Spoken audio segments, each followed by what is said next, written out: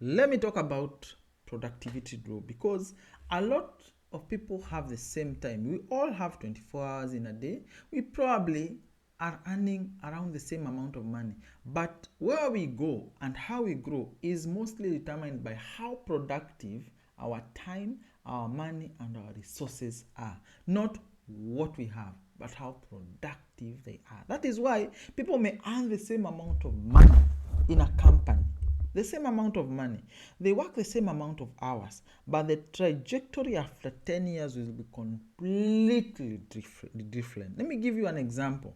I worked in a company and there were these three senior accountants. They were earning the same amount of money and they were all working the same amount of hours, the same organization. After 3 years when working in this organization, one of them invites people to go and see and have a housewarming party for a house that they had built. So people come to this house. The guy had built a big, nice home, palatial home for his family. The two other accountants were still renting. The two other accountants were still doing the same amount of things that they were doing. Nothing had changed. But this guy had done all these things without incurring substantial debt. In fact, the debt that he had was mostly for finishing for the house. People were shocked. This challenged a lot of people because they were earning the same amount of money, but this guy had done a lot more with his money. So it all boiled down to how productively he used his money and his time. That is what makes the difference between a lot of people. How productive are you? How are you using your resources productively? Give you another scenario. Three brothers acquire land from their father, inheritance, the same amount, the same area, the same look of land, the same size of land. Two brothers do nothing with the land. They just leave it barely bare and weeds grow everywhere, nothing happens. The second brother thinks, I have this land, but I'm not willing to sell because my children might want to inherit. Well, what if I plant trees on this land so that it doesn't just remain like that? And whilst I plant trees on this land, I put 10 beehives on this land so that occasionally I might harvest some honey and be able to sell or use for myself, so that this land is not staying bare. These three of them had land. All these were resources, but one was using this resource more productively. In fact, they were not even actively doing much.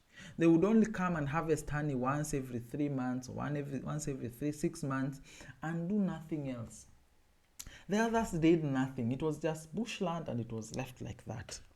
So this brother who was doing something with the land, after a few years, the land that he had started planting fruit trees and normal trees, he could start harvesting timber and selling some timber because he had planted some poles that could be able to be used and be harvested for firewood and for use as construction materials. So there was a resource that was growing in this same piece of land.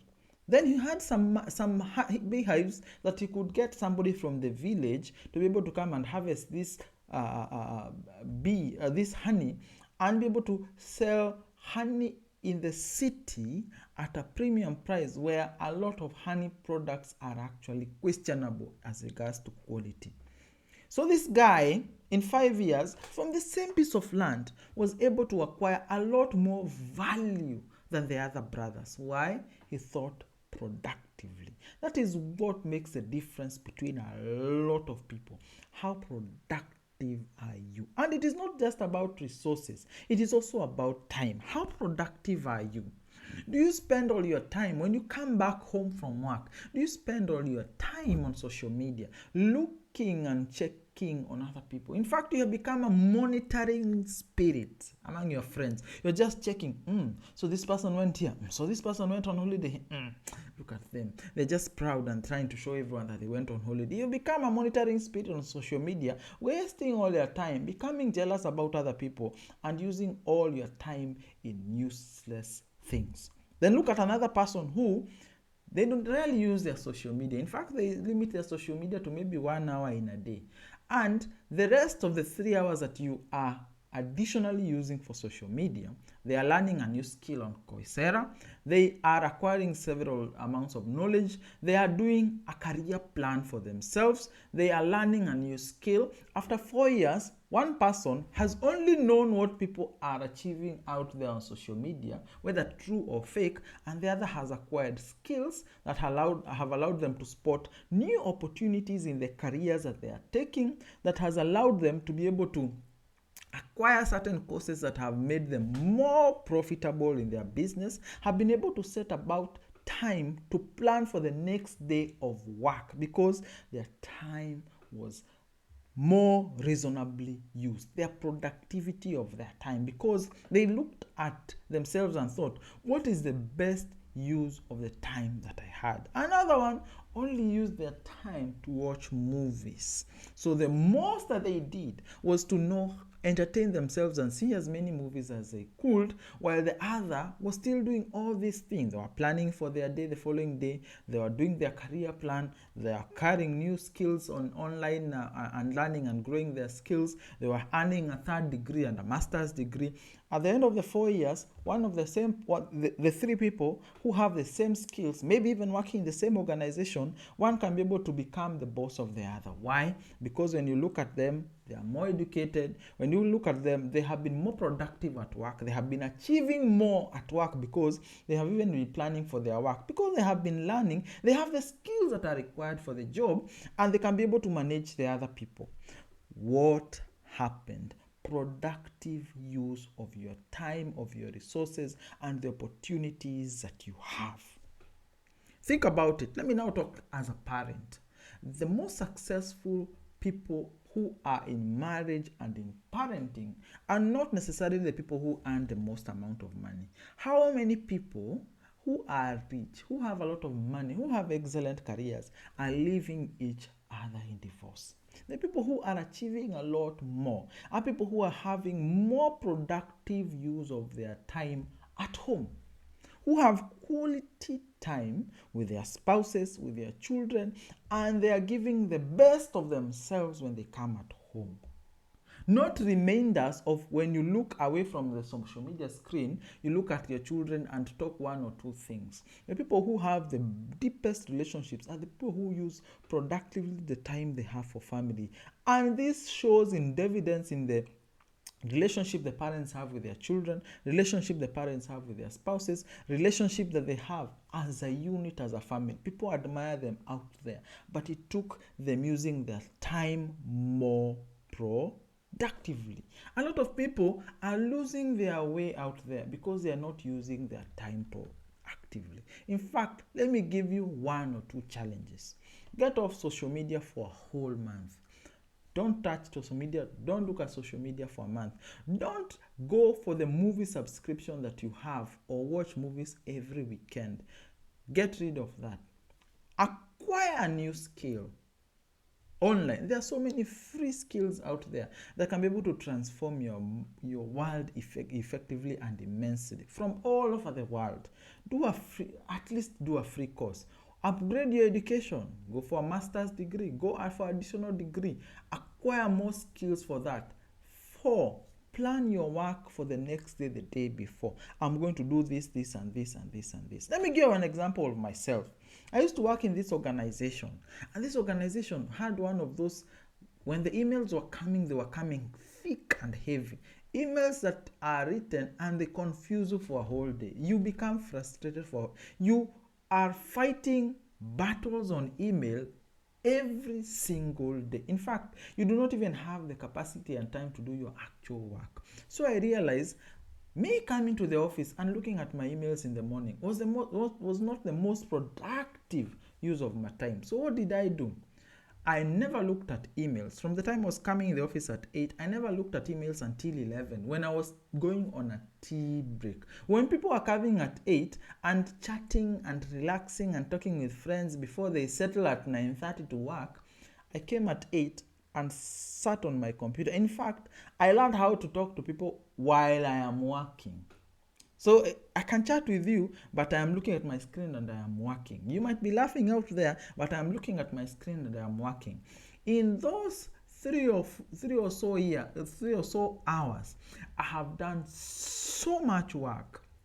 Remember, I am the most freshest in the morning because I have rested, I'm okay, I have not thinking about, I have not even looked at the emails. For those 3 hours, I have done so much work that is equivalent to 8 hours of disrupted work if I had started with emails.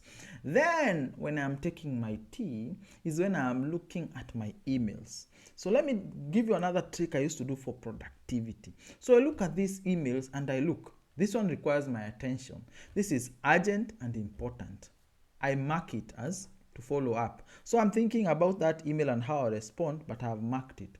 This one is urgent, but is not important. Is there somebody else who can be able to answer this person? Am I the best person placed for this? So I mark it as with another color. Then I look at others which are not important and are not urgent, and those ones I either ignore.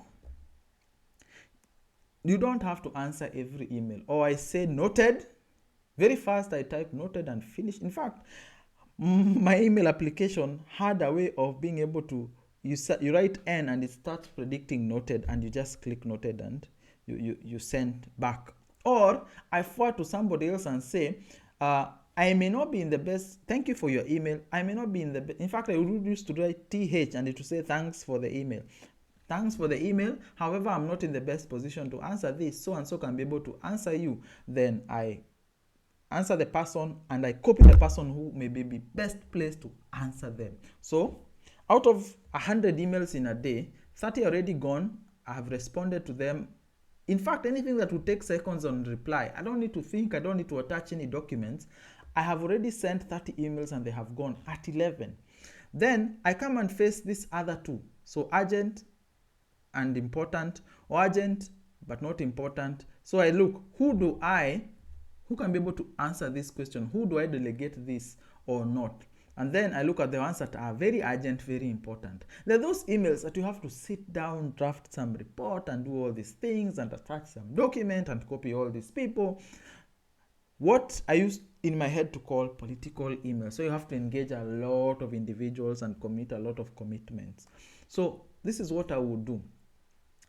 I would start with the simplest first and finish, because for me it always gave me motivation to finish as fast as possible things that I can be able to do and finish. If it's something I can be able to attach, do 2 minutes and finish, I do and finish. So by the time it is lunchtime, 12:31, I've already answered all the emails I could be able to answer, and then in the afternoon I now concentrate on the emails that I did not answer but needed some time and effort for the day. And then I write down what are the ones I need to answer today, now. What are the ones that I need to ask further clarifying questions, so there is some engagement on that. What are the questions that I need to work now and send? And I am able to write down my to-do list to say I was supposed to do this and this and this according to this email and this email and this email. And then there are those emails that can be able to delay. So if there's something I can be able to delay because it's important but it is not urgent, I do that so that by the time I'm working on it, I work on it when I'm less pressured. Then I finish with emails and don't do any further emails at 2:33. Then in the next 2 hours I concentrate on finishing my work. My schedule became a lot simpler, my mental state became a lot more clearer, and I was able to do a lot. In fact, I never schedule meetings in the morning if I could. Why? Mornings were the most productive time of work. And so the first 3 hours from 8 to 11, I never schedule meetings. I actually schedule meetings anywhere between 11 to lunchtime and lunchtime to 3, when I can be able to do many other things. Because remember, a lot of meetings that happen are not necessarily important meetings. I'm sorry to say, but it is true. A lot of meetings you can do without. Meetings to do with every other time you are meeting as a department. What is the purpose of meeting every other time as a department? It doesn't make sense to say, oh, I'm working on this, I'm doing the same thing. So I will still be doing the same thing unless some emerging or new issues happen. There's no need for me to have a meeting. So such meetings, I would always make sure that I refer them to when I'm least productive, and I can be able to just appear there as I relax because I've done what brought me and what works in my KPIs. Then if I can be able to schedule, I schedule. If I can be able to avoid certain meetings, I avoid. If I don't have to be in a certain meeting and can be in their email list, even better. So you discuss all these things. The most I can do is say, yes, noted, I will work on this. I don't have to be in 100 meetings to feel like I've worked. In fact, I'm one of those people who gets really exhausted when I enter certain meetings, especially meetings where I do not see a head or tail in such meetings. Personally, even the people that are under me, I don't call meetings every other time. Because why? Unless it is urgent, unless it is important, we do not have to meet, unless I want to take them for lunch, in which case it is a personal thing and I want to get to know them as individuals. But that's it. So that is how I became more productive and as an individual to be able to transition to many jobs, many roles, many opportunities, and become among the best employees that could be there. Why? Because I was able to do work more productively and I was able to do as much as I could and be the best person that I could for any employer. So that is how productive I become. So I grow financially, I'm paid better. I grow in my career, I'm able to transition into better roles, more responsibilities, and I'm able to acquire more as regards to career. Productivity of time. Productivity is what is going to separate the haves from the have-nots, because productivity is going to ensure that you're making money in your pocket, you're keeping money in your pocket, you're having more fruitful relationships around you, as opposed to the other individuals who will be struggling with all these things. And remember, time is limited. So ensure that you use it in the best way. Money is limited. Ensure that you use it in the best way. Resources are limited. Ensure that you use them in the best way. Relationships, good relationships are limited. Ensure that you have the right relationships and make them thrive and productive, because they're going to help you become a better individual. I hope you're learning, you're growing, and becoming better in your financial affairs. Subscribe to the channel, like this video, and leave a comment in the comment section. Thank you and enjoy your day.